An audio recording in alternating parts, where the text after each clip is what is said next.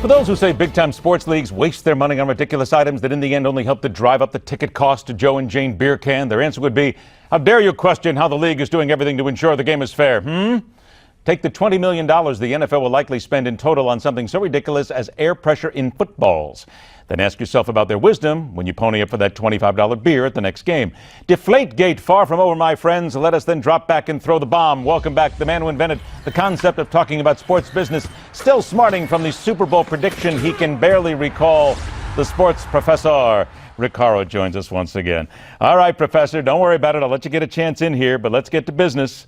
A federal appeals panel in New York. Jane Beer Can? Jane Beer Can? Jane really? and Joe Beer Can. You know where it is. Matter of fact, you used to drink with those guys. I have pictures. A federal appeals panel in New York asking NFL attorneys why the simple act of deflating footballs warrants a 4-game suspension on Tom Brady. Why is this thing not over yet, Rick? Well, it's not over because Roger Goodell feels the, I think, appropriate need to go as far as he can to push to establish the power of commissioners, which is kind of what every other league wants him to do. The decision may not have been right subjectively, but the issue is process. Does the league have an opportunity to create its own process? And they're going to push as hard as they can until an appeals court makes the decision that they did something wrong or not so they can correct it in the future. It's not as much about the facts of this case as it is about the process. The hearing last year was about the facts of the case. See, I guess that's where a lot of people kind of ask why we're doing this, Rick, because here we're talking about NFL quarterbacks. They deflate, they inflate. Come on, this has been going on now for decades. They don't actually have them. The players do it. We all get that. And people are saying, aren't there other things that the NFL could spend their time and money on going after that are much more important than a couple of pounds of air? Well, you might have been able to ask that question last year, but now that the NFL has made the decision to suspend Tom Brady, get it overturned, and all of the agita that went on last year, I think this issue is easier to understand because the league has to say, we're going to push as far as we can to protect the integrity of the commissioner's office. You can like Roger Goodell. You don't have to like Roger Goodell. The bottom line is you understand that this was a collectively bargained process, and the commissioner's office for years has been defined as a group that could create what they think is the best interest of the game in any sport. And that's what the appellate court is deciding. Do you think, your own personal opinion, at the end of the day, when this thing comes to a head, that Tom Brady will serve any time?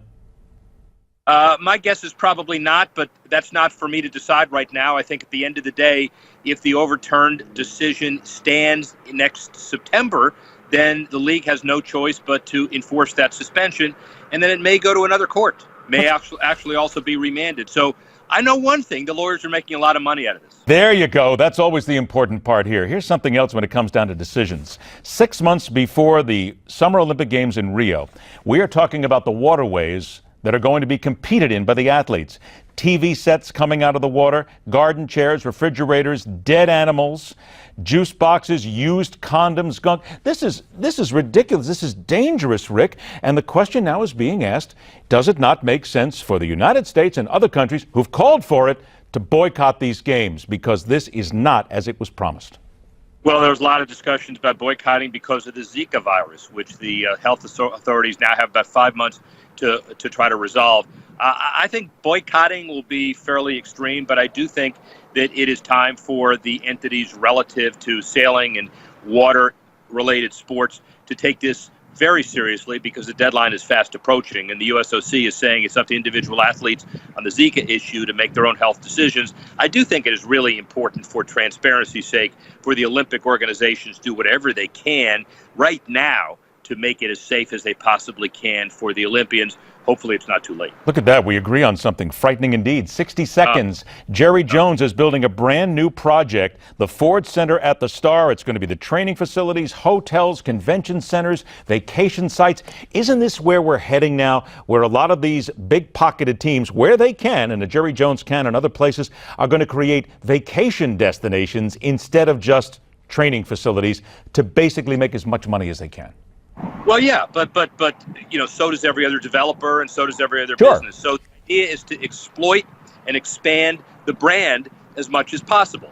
And the Cowboys have been one of the most prolific brands in the history of sports. That's why that franchise is worth $4 billion. If Berliner had a brand that was worth $4 billion, you would create a vacation destination too. How do you know I don't? I haven't seen it. I haven't been invited. I don't know where it would be. Well, you haven't been invited. Come on. That's the reason why you don't know, is because you haven't earned membership yet, Horrow. Only imagine where your vacation destination is. You're never going to know because, hey, yeah, by the way, what was it about that Super Bowl prediction again? Yeah, okay. I was only off by 42 points. Yeah, I just want to make that point. Okay, it's good to always know. Professor, always a pleasure, my friend. Thanks so much for joining us. We'll talk to you soon. Tell us how you feel about this because, hey, how about this? Should the United States boycott the Summer Olympic Games if they don't clean up these filthy waterways that our athletes are going to be participating in? It's disgusting. Tell us, write us, Facebook, Twitter, let us know. And if you're lucky, especially on Twitter, I'll come back and I'll even answer you back. We choose to end this week on something other than political nonsense, much like someone once chose to go to the moon. Make the decision. We're going to do it next, right here on The Hard Line.